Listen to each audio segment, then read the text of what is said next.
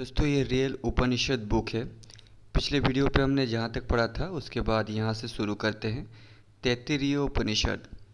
दोस्तों मेरे रियल रामायण महाभारत वेद पुराण कामशास्त्र ये सब वीडियोस अगर आप शुरुआत से पढ़ना चाहते हैं तो इस वीडियो के नीचे चैनल के नेम या पिक्चर पे क्लिक कीजिए या फिर चैनल का नाम यूट्यूब पे सर्च करके उसमें क्लिक करके प्लेलिस्ट में जाके देख सकते हैं।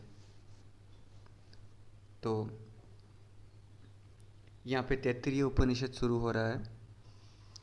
हमारे निमित्त मित्र देवता कल्याणकारी हो, वरुण कल्याणकारी हो, आर्यमा कल्याणकारी हो, इंद्र और बृहस्पति भी कल्याणकारी हो, विष्णु भी कल्याणकारी हो। उस ब्रह्म के लिए नमस्कार हो। हे वायु, तुम्हारे लिए नमस्कार है क्योंकि तुम प्रत्यक्ष ब्रह्म हो।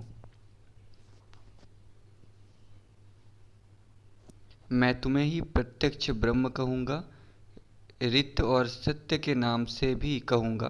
वो मेरी रक्षा करे, आचार्य की भी रक्षा करे। ओम शांति। अब शिक्षा का वर्णन किया जाएगा। वर्ण स्वर मात्रा बल साम और संधि इस प्रकार यह वेद की शिक्षा का अध्याय बताया गया है।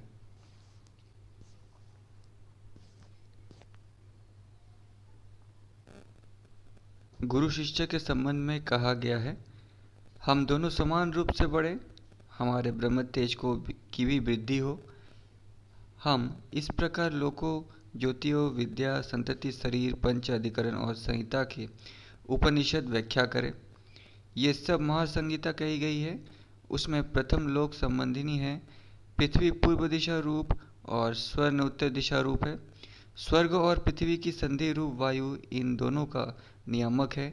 ये लोक संबंधिनी संहिता है। ज्योति विषयक संहिता इस प्रकार कही गई है कि अग्नि पूर्व रूप है, आदित्य उत्तर रूप है, जल इन दोनों की संधि है, विद्युत संयोजक है। विद्या संबंधित संहिता इस प्रकार बताई गई है कि गुरु इसका पूर्व रूप है, शिष्य उत्तर रूप है और विद्या संधि है और प्रवचन ही संधान है।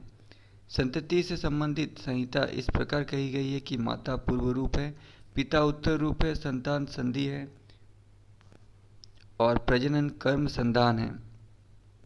आत्मा विषयक संहिता इस प्रकार कही गई है कि नीचे का जबड़ा पूर्व है, ऊपर का उत्तर रूप है, वाणी संधि है और जीवा संधान है। इस प्रकार ये महासंहिताएं कही गई है।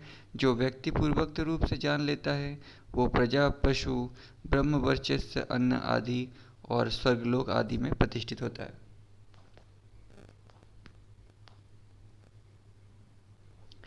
जो प्रणव वेद में सर्वोत्तम है, विश्वरूप और अमृत से युक्त है, वेदों से मुख्य होकर निकला है, वो इंद्र रूप ईश्वर होकर मुझे मेदवान बनाए। हे देव, मैं अविनाशी ब्रह्म का धारण करने वाला बनूं। मेरी देह स्फूर्ति युक्त हो, मेरी जीवा मिष्टवासिनी हो, मेरे कान शुभ सुनने वाले हो। तू मेधा से आच्छादित ब्रह्म की निधि के समान है। मैं जो उपदेश सुन चुका हूँ उसे भूल ना जाऊँ, ऐसा कर। हे देव, रोमयुक्त पशुओं सहित उस स्त्री को मेरे निमित्त ले आ जो तुरंत ही विभिन्न प्रकार के वस्त्र अन्न गोएं सदा ले आती है। वो उन्हें बनाकर उनकी वृद्धि करने में समर्थ है। ब्रह्मचारीगण मेरे समीप आए, वे कपट रहित हो प्रामाणिक बातों को स्वीकार करें। वे इंद्रियों का दमन करें और मन को वशीभूत करें। मैं सब मनुष्यों में अधिक यज्ञ वाला हूँ, धनिकों में अधिक धनवान बनूं। हे प्रभु, मैं तुम में लीन हो, तुम मुझ में प्रवेश करो। तुम शस्त्र साग वाले हो, ऐसे तुम्हारी उपासना से मैं अपने को पवित्र कर लूँ। जैसे जल नीचे स्थान में जाते हैं, जैसे महीने संवत्सरों में विलीन हो जाते हैं, वैसे ही सब ओर से ब्रह्मचारीगण मेरे समीप आए। हे परमेश्वर, तू सबका आश्रय स्थल है। मेरे निमित्त अपने तेज को प्रकाशित कर और मुझे प्राप्त हो।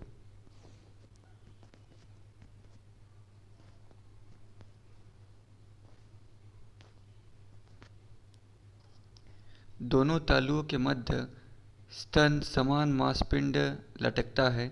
उससे भीतर शांत स्थान है। वहाँ शीर्ष कपाल का भेद कर निकली हुई सुषुम्ना नाड़ी है, वही इंद्र योनि है। अवसान काल में साधक भू स्वरूप अग्नि में स्थित होकर होता है, फिर भूप स्वरूप वायु में, स्वरूप आदित्य में और महास्वरूप ब्रह्म में लीन हो जाता है। वो अपने राज्य पर अधिष्ठित होता है, मनस्पति को प्राप्त कर वाणी का स्वामी हो जाता है। नेत्र, श्रोत्र और विज्ञान का आधिपत्य भी उसे मिलता है। पूर्वोक्त साधन का ये फल मिलता है। ब्रह्मा आकाश के समान विशाल है। वो सत्तावन्न प्राणों को, विश्रामदायक मन को, सुखकारी, शांतिमय और अविनाशी है। ऐसा जानकर उसकी उपासना करनी चाहिए।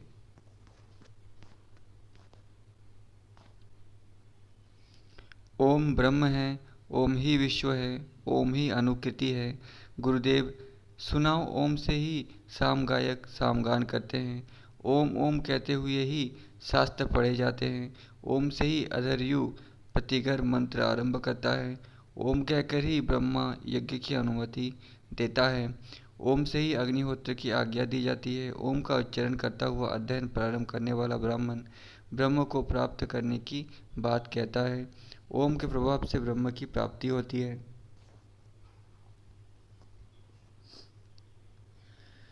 सदाचार पालन, शास्त्राध्ययन, सत्य भाषण आदि कर्म उचित है। इनके साथ ही इंद्रियों का दमन, मन का निग्रह, यज्ञाग्नि का चयन, आतिथ्य सत्कार, मनुष्योचित व्यवहार, गर्भाधान संस्कार, परिवार वृद्धि संबंध कर्म सभी शास्त्र विधि से करने चाहिए।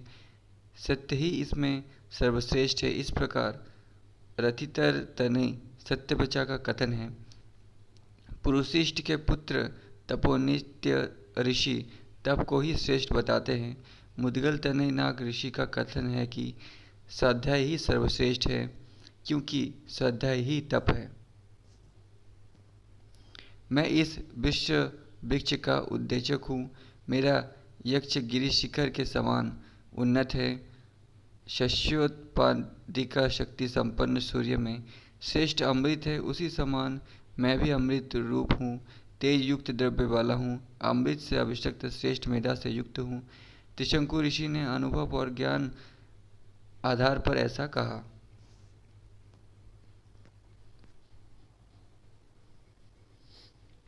वेदाध्ययन के पश्चात आचार्य अपने शिष्यों को शिक्षा देते हैं कि सत्य बोलो, धर्माचरण करो, स्वाध्याय में आलस्य न करो, आचार्य को इच्छित दक्षिणा दो, फिर गृह धर्म पालन करो, सत्य को ना छोड़ो, धर्म से न हटो, श्रेष्ठ कर्मों से ना डिगो, उन्नति के साधनों और शास्त्रादि के पठन पाठन को ना छोड़ो, तथा देवता और पितरों के कर्मों से विरत ना हो।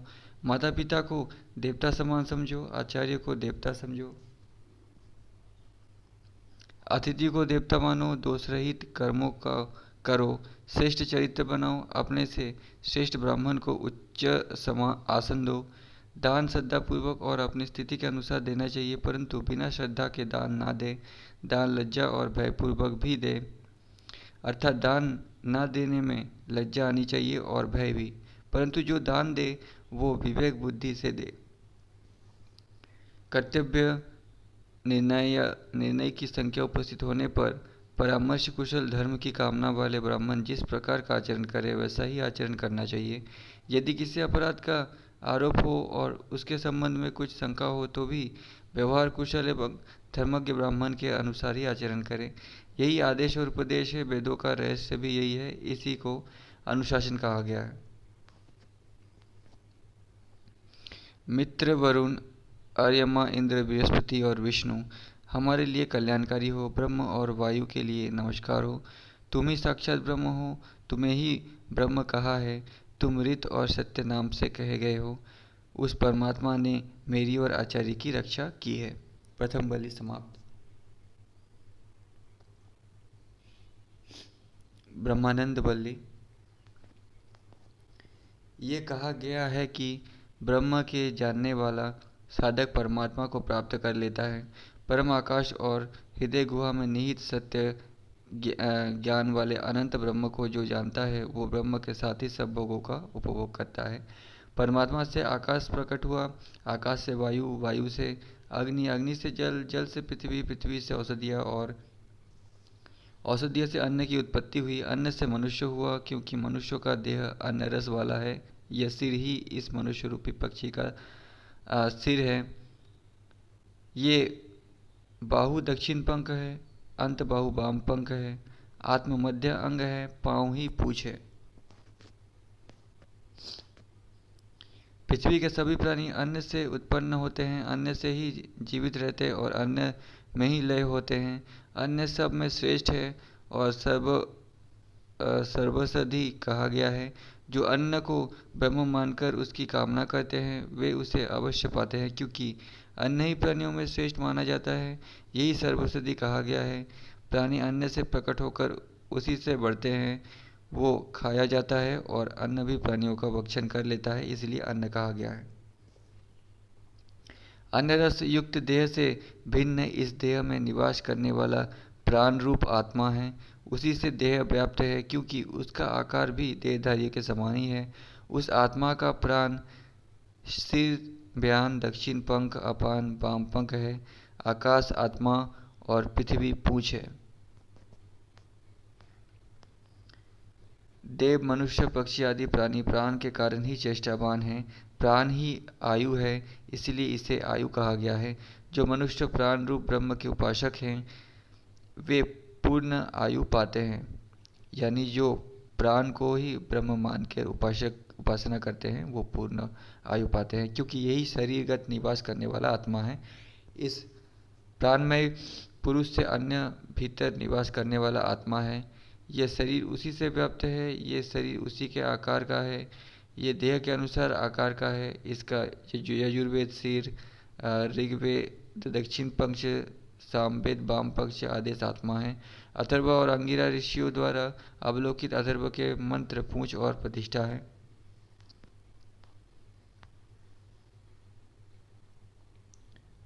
चतुर्थ अनुवाक।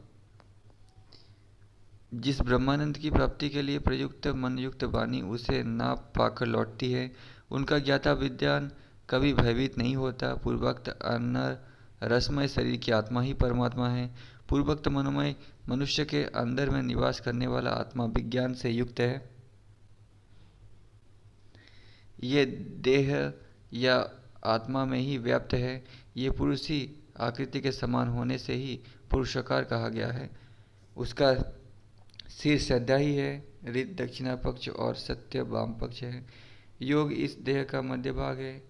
महा नामक परमात्मा पूछ और प्रतिष्ठा है। विज्ञान में यज्ञ और कर्मों का विस्तार होता है। सब देवता प्रमुख ब्रह्म के रूप में विज्ञान की ही उपासना करते हैं।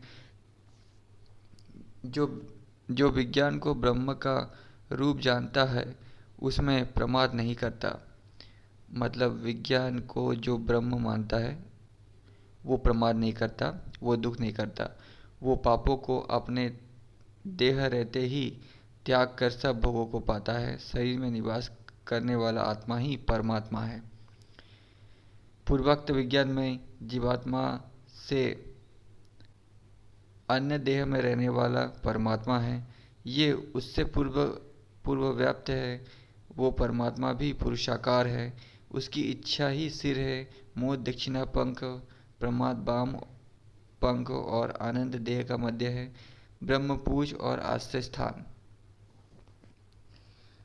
अब षष्ठ अनुवाक अगले वीडियो में पढ़ेंगे, क्योंकि वीडियो बहुत बड़ा हो गया है। इस वीडियो पे इतना ही।